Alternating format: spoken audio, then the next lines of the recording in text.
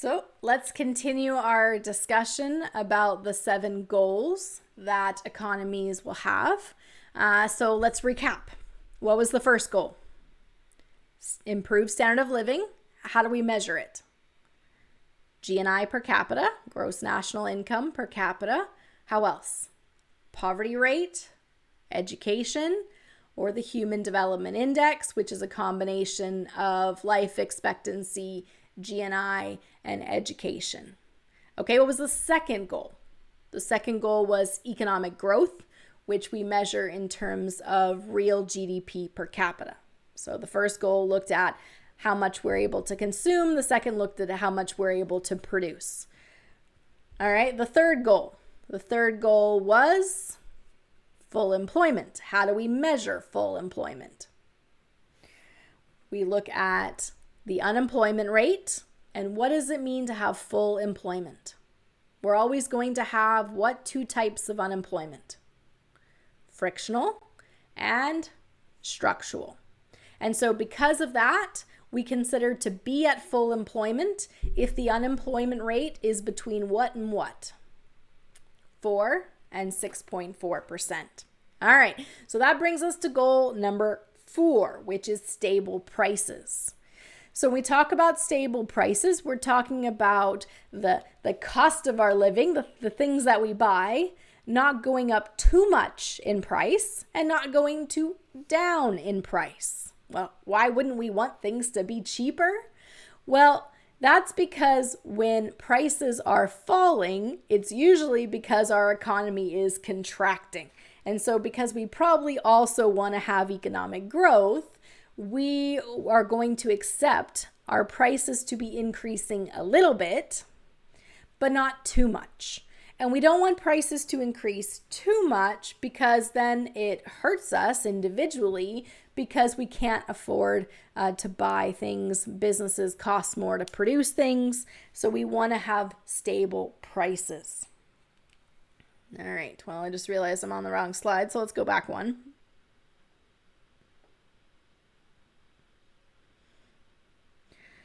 So when we talk about prices increasing, we're talking about inflation, and we talk about prices decreasing, that is deflation.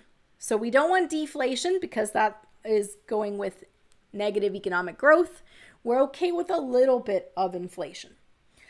So how do we measure this? Well, we are going to look at the Consumer Price Index, CPI, which is a bundle of goods that the typical household in the country buys. So that would include all of your utilities and your house payments, your clothing, your food.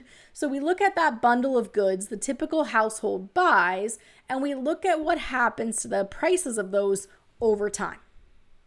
So a weighted average of those things that we buy makes the Consumer Price Index, and then the inflation rate is the change in those prices over time.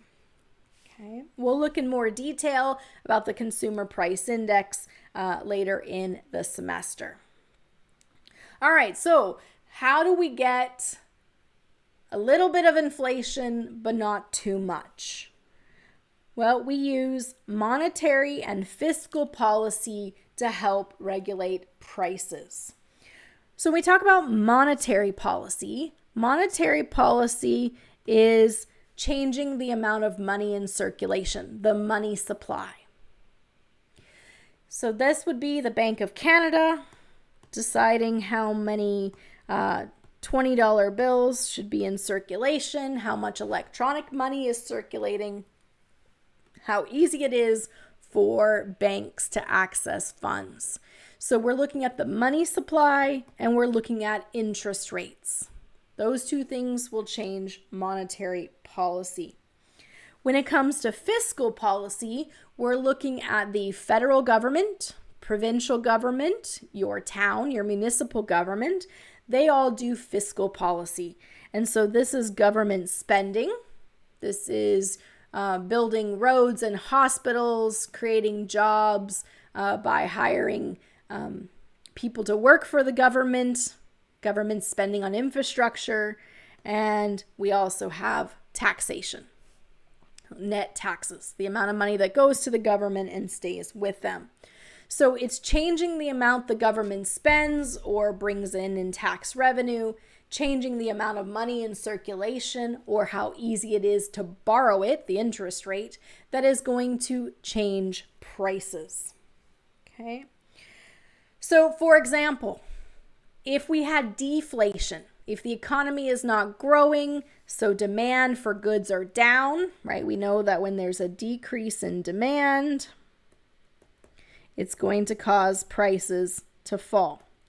So how do you get prices to go back up? Well, you need demand to increase. So what could you do to get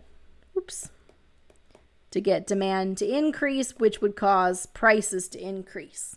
Well, we could print more money. More cash in circulation means you're more likely to spend. Demand goes up. We could lower interest rates. So if it's cheaper to borrow, then you're more likely to buy the car, buy the house. Demand goes up, drives up prices. We could also get demand to increase by having the government spend more. Ooh, that's a mess. Let's try that again. The government could be the one demanding more, right? If it's going to build more roads, then it's going to need materials from other businesses. We're going to need labor and work from other businesses. That demand increases. And now we're paying people more. We're paying more for goods and services. So the government could spend more and the government could tax less. If you pay less in taxes, you have more cash in your pocket that you can use to spend on other things. If we're all competing for the same goods and services, then it drives up that demand.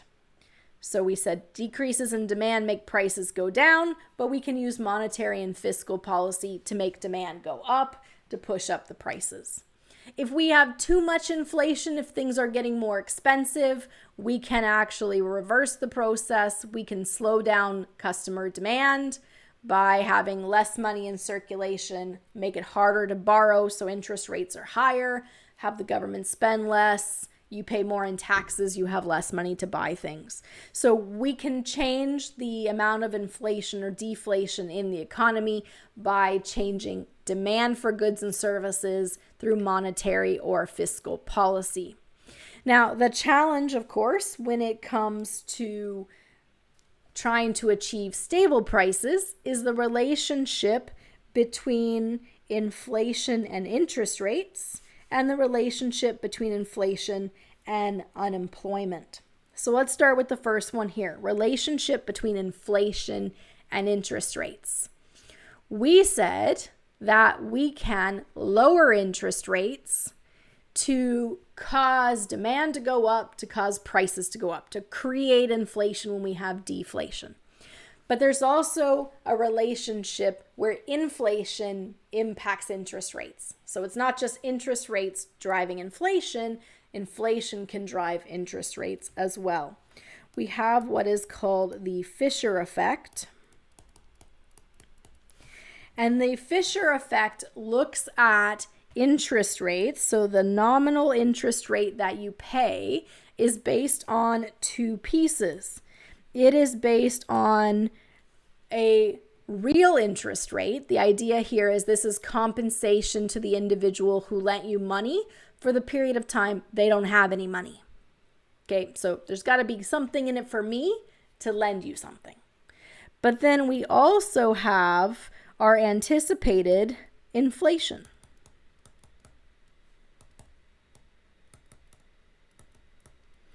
So if I expect that when you pay me back, the money you pay me back doesn't buy as much as the money I gave you because the cost of everything is going up. So if everything is getting more expensive, I give you $100 now. When you pay me $100 back next week, I can't buy the same stuff with my $100 as I did before. So how do I make sure that I'm compensated for the fact that the cost of everything has gone up? Well, when you pay me interest on that loan, on that $100, you're compensating me for the time I'm without my $100, but you're also compensating me for the fact that the money you're giving back to me needs to buy what I could have bought before I lent you the money. So as we anticipate more inflation, as the cost of everything goes up, as prices go up, then interest rates will go up too, because the lender needs to be made whole or have something in their favor. Why would they lend to you if they weren't going to get something out of it? So higher inflation drives up interest rates. We can also manipulate inflation, that was this here, by changing interest rates. And so there is this impact both directions. The other challenge with stable prices is that relationship between inflation and unemployment. And we actually know this relationship. We have a graph. What is that graph called? The Phillips curve. And the Phillips curve shows us when there's a change in unemployment, what happens to inflation. What does that graph look like? When the unemployment rate is high, inflation is low. Don't have a job, can't afford things, demand decreases, prices fall. When the unemployment rate is low, got a job, we're all buying things, demand is up, driving up prices, and we get, and we get that inverse relationship. So it's a challenge to have both stable prices and full employment and economic growth, because economic growth will cause the unemployment rate to go down, but that causes prices to go up. So you can't have all of these goals simultaneously. All right, let's look at what's happening right now when it comes to inflation. Where do we currently stand? All right, so we can go back a long period of time. And in fact, if we go back to that late 20s, early 30s, to the Great Depression, see the deflation that came with the contraction, that negative economic growth, and that high unemployment rate. Remember, unemployment rate at 20%. Look at the deflation over 10%. You can see other little tiny blips. Those are recessions, high unemployment, low prices, deflation.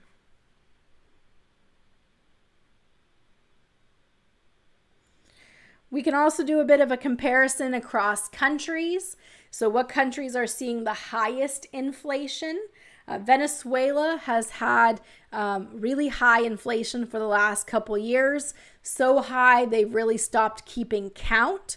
So the last numbers we've seen from 2019 suggest maybe 146,000% increase in prices in 1 year. You're seeing price changes on a daily basis at the grocery store. You go in the morning, the can of soup costs one price, and you come back the afternoon and the price has already changed. So there's some more videos about what's happening in Venezuela to check out. Zimbabwe, we also have some videos to talk about what's happening there. And you can see if we go back to 2008, their inflation rate, so we're looking at 15 billion% increase in prices within 1 year. You can see other countries, Iraq, Saudi Arabia, are seeing price decreases. Again, when your economy contracts, you tend to see deflation. When you look at the inflation rate in Canada, so 2019, we're sitting at 1.9%. It'll be interesting to see the impact of COVID on prices. Those supply chain disruptions are causing prices to go up. And will we see stagflation? High unemployment, high inflation due to COVID, or are we seeing just temporary disruptions in supply chains causing higher prices, but that it won't stick around as we recover from the pandemic? Since the early 90s, Canada has prioritized stable prices as being one of its top economic priorities. And so we actively try to keep inflation between 1% and 3% at all times. And so we start to use more heavily monetary policy, particularly to keep that inflation between 1 and 3%. So watch in the coming months. If we start to see inflation start to creep up to the 3% mark and stay, then interest rates are going to go up to push that inflation back down.